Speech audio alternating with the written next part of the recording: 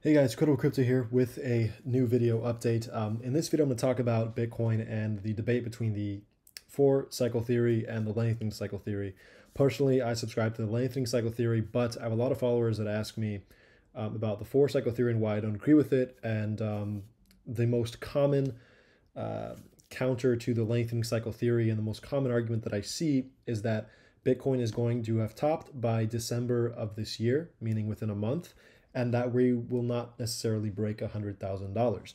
So before I get into the argument of this video why I disagree with those ideas, I want to make it very clear that there's many analysts in this space that may agree or disagree with my ideas in the same way that I may agree or disagree with theirs. I mean absolutely no disrespect to any of these other analysts. I get things wrong plenty of times. They'll get things wrong as well. So I'm not saying that my idea is necessarily going to be right and they're absolutely wrong. I'm just saying that I disagree with their ideas, and I'm explaining the rationale and logic behind why I disagree. It's up for you guys. It's up to you guys to make your decisions ultimately on what you believe is going to happen or what you think may happen or occur. I'm just here to share my opinion with you, and I get asked this a lot of times about why I don't think we're going to see a blow off top in December for Bitcoin, and why I think that this cycle is actually going to extend further into 2022 and 2020, potentially 2023. So in this video, I'm going to discuss exactly that. Now that I've gotten that out of the way, guys, let's just jump right into it. So this is Bitcoin. This is the Bitcoin chart, and this is the argument that I'm seeing most commonly as to why Bitcoin top is very near and why we're almost at our top or already at our top, and why we won't see higher than $100,000 on this move, and why we're currently in the final stages of this Bitcoin cycle.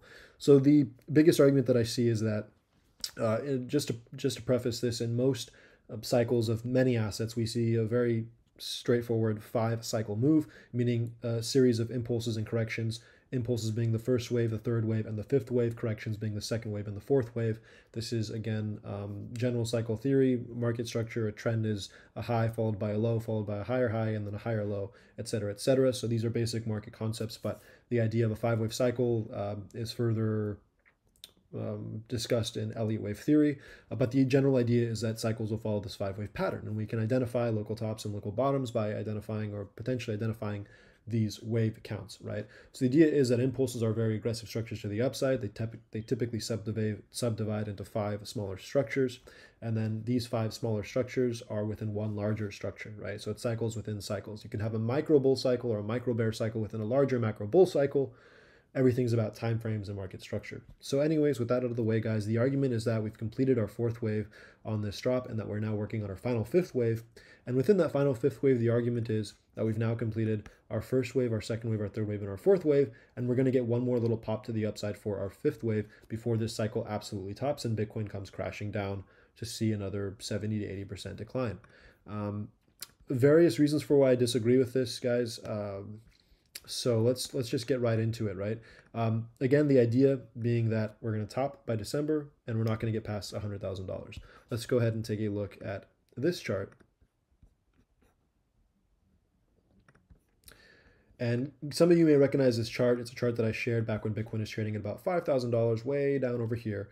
And I talked about how I think that this is not the start of the bear market. How I think we're going to recover from this drop that we had in March. How I think we're going to see new all-time highs above $20,000 at a time when many were thinking that this was probably the end. And you can see that we followed that path pretty well. The idea is simply being that we have an impulse here. We're going to get a corrective structure, another impulse, another corrective structure, and then a final impulse to complete this cycle. You can see that we did progress a little bit faster than I was expecting. I was expecting the second wave to take a little bit longer than it actually did. The third wave started a little bit early, but the idea is still the same. We've completed now our first, we've completed our second, we've completed our third, and I think we're still working on our major fourth before our final fifth. So as opposed to the others, I think we've completed our fourth and then we're already on our fifth. I think that the fourth is taking a longer amount of time, similar to how this wave 2 took, and that the fifth is yet to come, and the major blow off top, the final blow off top of this cycle is yet to come. In other words, the biggest and largest moves on Bitcoin I think have not been seen yet. Let's go ahead and take a couple more things I want you guys to notice about this chart. The idea being that we're following this logarithmic growth curve. Each of our major highs has been marked by a tap of the upper end of this logarithmic growth curve. Each of our major bottoms has been marked by a tap of the lows of this logarithmic growth curve. At some points, we hit our actual bear market low prior to tapping the low, but typically we've come back down to tap the actual low of this this logarithmic growth curve. I think that ultimately in the long term, we'll probably break this to the upside, but that is a topic for another video, so I'm not going to get too much into it. We're going to focus on the debate about the cycles in this particular video. The other thing I want you guys to notice is that from trough to peak of each of these cycles, the ROI decreases. And that is totally normal for any asset class. As more investors as more investors enter into any asset, generally, the more investors they are, the more stable the asset gets, the less volatile it gets, the less risk is being taken as the masses enter an asset class, and so the ROI generally decreases. The idea is very, very simple. With any new asset, with any new invention, with anything new, generally the earliest investors are the ones that make the highest ROI. They're taking the biggest amount of risk, therefore they make the most money. Those who wait a year, 2 years, 5 years, 10 years to jump in an asset class like Bitcoin can still make money, but the ROI is generally less because they've now taken less risk. They're entering at a point where either the technology has already failed, at which point it's gone, or they're entering at a point where the technology to some extent has proven itself and proven its viability, and therefore there's less risk and therefore there's less reward. So the idea that we see decreases in our overall percentage gains from cycle to cycle is completely normal, which is another reason why I don't think that in this particular cycle we see more than a 12,000% gain. That's 120x gain off the lows. Our lows are 3,000, which is why I don't think we see above 300,000 in this cycle. I think we're going to see a smaller ROI, right? So again, I've said this before, no higher than 300,000 for this cycle, most likely above 100,000, below 300,000. I don't want to get too sidetracked here. Let's keep going with the video. Again, what I want to bring to your attention is a decreasing ROI, and next, the lengthening cycles, meaning from every bottom to every top, we have taken a longer amount of time to complete. I'm going to switch over to another chart that makes this a little bit more clear. I've cleaned this one up, but basically you can see here from every bottom to every top of our major cycle. Keep in mind that each of these tops is hitting the top of our growth curve. We have seen it has taken a longer amount of time from cycle to cycle. So the first major cycle from Bitcoin's inception to the first major top took 280 days. The next major cycle after a 92% correction took 742 days. The next major cycle top after an 86% correction took 1,071 days. And then we saw an 83% correction. Another thing to note that each of these corrections is getting successively smaller. And again, the same way that our ROI and that our growth decreases with each cycle, it can be expected that our drops decrease as well because more participants are entering the asset, it's becoming more stable, more accepted, and so the volatility is decreasing both to the upside and to the downside. So this is very normal. Okay, so keep all this in mind. The point being here that with each of these cycles, we're seeing a lengthening amount of time. And you can see that today, if we were to measure from the bottom of our bear cycle to our current high, it's been 1,071 days, exactly equivalent to what it was in our last cycle. And you can see from each cycle, in this case from 280 days to 742 days, from this cycle to this cycle it took about an additional year to complete. From this cycle to this cycle, again, took about an additional year to complete. From this cycle to this cycle, the argument that the others are making is that we're going to be done in a month. That for the first time in Bitcoin's history, we went from taking a year to complete each cycle to taking a month longer than the prior one. This doesn't line up with what we've seen historically. Now, the argument that is being made is that despite this being a local top that hits our parabola, this being a top, this being a top, the argument is that our major tops on Bitcoin were actually just these two major tops here. The argument is that Bitcoin follows a halvening cycle. Every 4 years, the quantity or the emissions of Bitcoin decrease, right? And that happens religiously, automatically, every 4 years, no deviations. Every 4 years, the amount of Bitcoin released or the amount of Bitcoin entering circulation decreases. The rate of inflation of Bitcoin, I should say, decreases, right? We're capped at a max supply of 21 million. Currently, there exists maybe 17 to 18 million. I'm not sure about the exact number. And over time, more are created. But over time, and every 4 years, the amount that are created decrease, right? The difficulty to mine Bitcoin increases, the amount that are yielded decrease for every block reward. So the argument that we're on a 4-year cycle argues the idea that, well, the last time we had our major top, the argument is the run up and then the subsequent fall was a reaction to the first halving occurring. So, okay, fair point. Agree with that. We can ignore that data point through that argument, right? So the argument is that this was our first cycle top. This occurred December of 2013. 4 years later, we saw our second cycle top, right? December of, again, 2017. So the argument is that just the way that the halvenings occur every 4 years without fail, we would expect to see Bitcoin tops every 4 years without fail. And the argument is that market participants react to the reduction in Bitcoin supply or react to the reduction in Bitcoin emissions, leading to a rapid run-up, post-halvening, and then a major collapse after typically what we get after major euphoric blow off tops. So the argument then is that the last halvening has occurred, the second halvening has occurred, sorry, and so we now expect Bitcoin to top here in December of 2021 within a month, the same way it topped in December of 2017, and the same way it topped in December of 2013. And while I agree that the topping of both of our last major cycles in December is pretty cool to see, that symmetry of the 4-year cycle, I do have to disagree with the argument that it's going to happen again. Okay. And my argument, when it comes down to, is the argument that everyone and every market participant, I wouldn't say every market participant, but anyone who's done research into Bitcoin understands that there is a halvening that's going to be happening. It's talked about a lot in the news. It's talked about all over the internet. If you're familiar with Bitcoin, if you've done any little bit of research on Bitcoin, you know that the supply decreases every 4 years. The idea is that that information is now known to all the market participants, which is why I don't expect that there's a reaction that occurs after the actual halvening. It's not like it's a surprise halvening, right? If tomorrow Satoshi Nakamoto came out and said, guess what? We're not making any, there's only going to be 1,000 more Bitcoin released in supply. Forget the last 3 million that need to be mined. We're scratching those. Again, this won't happen, but if that were to happen and the information was to be a surprise to market participants, then I can see a massive run up due to that information being new to the market, due to that information not being priced in, and then I can see that concept or that idea, that train of thought working. But when everyone knows when the halvenings are going to occur, market participants will buy Bitcoin prior to that. The halvening should already be priced into the market. And so we shouldn't see the same reactions as if this is new information coming into the market. Now, aside from that, again, I've explained why I think that we're seeing lengthening cycles and why if we were to top within a month, it would not match the lengthening cycle theory. Let's go ahead and now take a look at something else. The other argument, right, is that Bitcoin is seeing, again, if we go back to our chart here, the argument is that Bitcoin is seeing a final fifth wave after a blow off top and that the top is near. Well, I'd like to share something with you guys. If we look at, again, past prior Bitcoin history, we have never, ever seen in past Bitcoin history a blow off top followed by a reclaim or a recovery of those highs, right? So once again, we've seen a major high put in, we've seen a big correction, and now we've gone back above the highs. This pattern, if it looks familiar, it's because it really is a very common pattern that we see in these markets, and it happens all the time. Some of you may recognize it, some of you may not recognize it. I'm about to show you guys how this has occurred every time in Bitcoin's history and what has typically followed. So again, taking a look at this chart, let's go ahead and take a look at the entirety of Bitcoin's history. And again, keep in mind what we have here. We have if I take this off a log scale, a potential blow off top followed by a major correction, and then price getting back above the highs of that blow off top. That's the structure that we're currently seeing. Where have we seen it before? Let's go ahead and take a look. All right, guys. So going back in Bitcoin's price history, we have seen this pattern play out many, many times on a smaller scale. But we've seen it play out nonetheless. And in fact, it doesn't only occur on Bitcoin, it occurs on many other assets. But we'll go ahead and take a look at Bitcoin right now. And let's take a look and see where this has occurred before.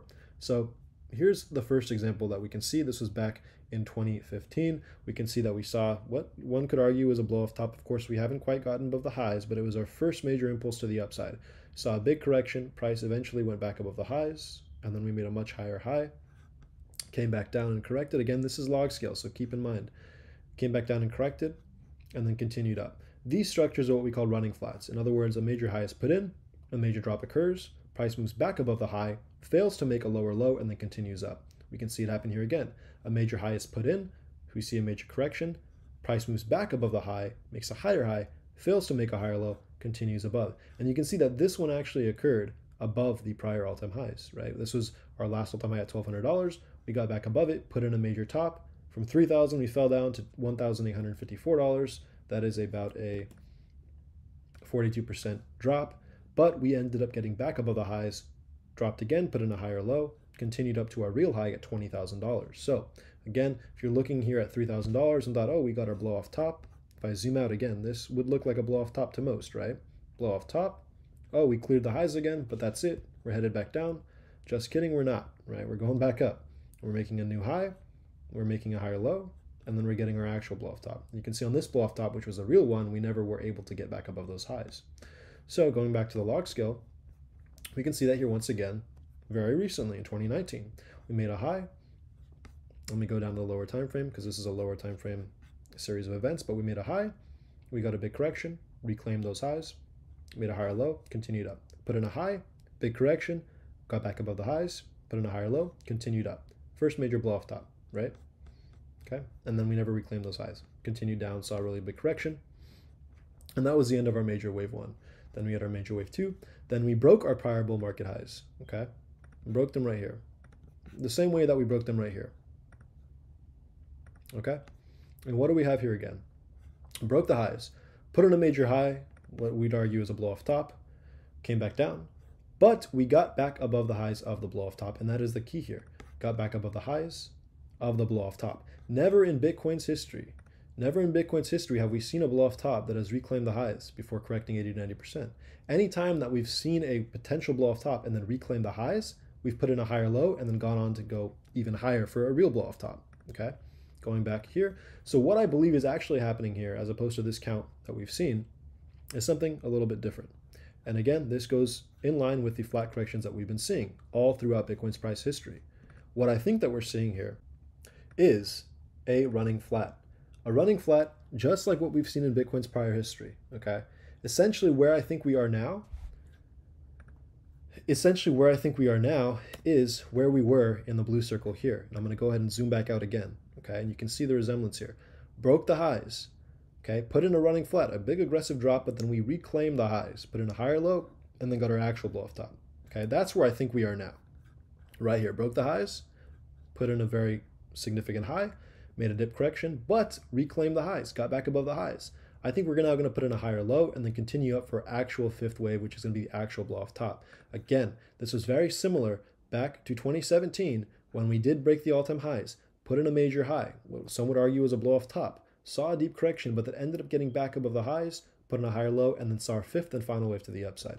Again, that's exactly what I think is happening here, putting in our major fourth wave that's playing out as a running flat, I believe, putting in a higher low, meaning no lower than 30,000 that we've already hit, and then moving back up for the fifth and final wave to the upside, okay? I'd also like to point out a couple of other things. That's the crux of my argument, but I'd also like to point out a couple of other things. This major fourth wave, while I don't think it's complete, it can take many shapes and forms. The running flat is one that we've seen in prior history many, many times, and so I think it's quite likely that that is what we see. However, I want to be clear that it can again take many different forms. And you'll recall back in my original chart that I drew up with Bitcoin back when it was at $5,000 to $6,000, I had actually depicted that fourth wave as a triangle. And that's because triangles often occur as fourth waves. So back then I depicted it as a triangle. Over here I'm saying it's probably going to play out as a running flat now that we've seen more PA develop. But I would also like to be very clear, it could take various shapes and forms. Here's an example of a potential running triangle that it could take. Anytime we see a correction in a corrective structure and we get back above the highs like this, and then fail to make a lower low, it's a running structure. It could be a running flat, or it could be a running triangle. But the idea is that with any of these structures, we break the prior highs, and then we come back down for a correction before continuing to the upside. So this could also play out as a triangle. It could also play out as some other structure. But the point being is that never in Bitcoin's history have we put in a blow off top and then actually gone back above without continuing higher. Okay, so that's the argument here. I'd like to point out a couple more things that are pretty significant about this argument as well. We're going to go ahead and go back to the chart that I originally shared, and we're going to take a look at that. This is the chart in which I mapped out again months ago. But again, as I pointed out, we have these corrections that have been occurring after every major top, and we can see that they're decreasing, right? 92%, 86%, 83%. And we can also see that never in Bitcoin's history has price come down to meet the prior all-time highs of any of these cycles. And we can see that here. We can see that after this cycle top hit at $26, we went up, we corrected. We did not return back to this level. After we broke those highs, we went up, we corrected. We did not return back to this level. Again, the corrections are decreasing in size and we're not returning to those points. Again, we went up, we're going to correct. I don't expect us to hit $20,000. And if we are to see a drop in the magnitude of 80%, right? We don't know how low it's going to go. It could be 70%, it could be 80, it could be 60, who knows? But if it's going to be similar in magnitude but smaller in size, then for us to avoid hitting $20,000, if we were to just go up to 70 to 80,000 like the argument is for those that believe the bull market is ending next month, then a 70% correction from $80,000, for example, from $82,000, for example, would put us back at $20,000. We would hit our prior highs, which has never happened in the history of Bitcoin. Okay. What makes more sense to me again is that we're probably putting in our major fourth. We're going to get a fifth wave blow off top, somewhere above $100,000, somewhere below $300,000, likely somewhere between maybe $150,000. And then we're going to see a correction of this magnitude again. up to 83%, but probably a little bit less. If we go up to $150,000, for example's sake, if we push up to $150,000 and then we see our correction, well, an 83% correction from $153,000 takes us back down to $24,000, okay? We avoid hitting the prior highs like we've done every single prior time in Bitcoin's history, but that's with a correction that's as big as the last one, and typically they decrease, right? So I'd argue that our next correction will probably be less than 83%, just as the last correction was less than the prior one than that, and the last one was less than the prior one than that. I would argue that our next major bear cycle will correct less than 83%. And at a price of $150,000 or more, a correction of 83%, the absolute max that I'd expect for a bear market correction after the top of this one, would keep us above $20,000. If we were to see a similar correction from 100,000, from 80,000, from 90,000, we would hit $20,000. We would do something that's never happened in the history of Bitcoin, and that is retesting a prior all-time high of a major cycle top. So with all these arguments, this is the reason why I believe that we're not going to see our top in December of 2021. We're not going to be seeing our top, in my opinion, within a month. Rather, I think we're in the process of putting in a major fourth wave. We're not complete with the fourth wave yet. We're probably going to put it in here shortly as either a running flat or a triangle or some other structure. And then we're actually going to see the fifth and final wave of this bullish cycle, our actual massive blow off top that is going to take us to, I believe, $100,000 plus. Again, guys, this is my opinion. I'm not saying that I have to be right. I could be wrong. The other analysts may be correct. There's simply no way of knowing. I've explained my rationale and logic behind this idea. Ultimately, guys, it's up to you guys to decide what makes the most sense to you. And I hope you guys enjoyed this video and found it informative. If you guys have any questions, feel free to ask me questions in the comments. Please like, share, and subscribe if you enjoyed this video. And guys, I appreciate you watching this and supporting me. Thank you.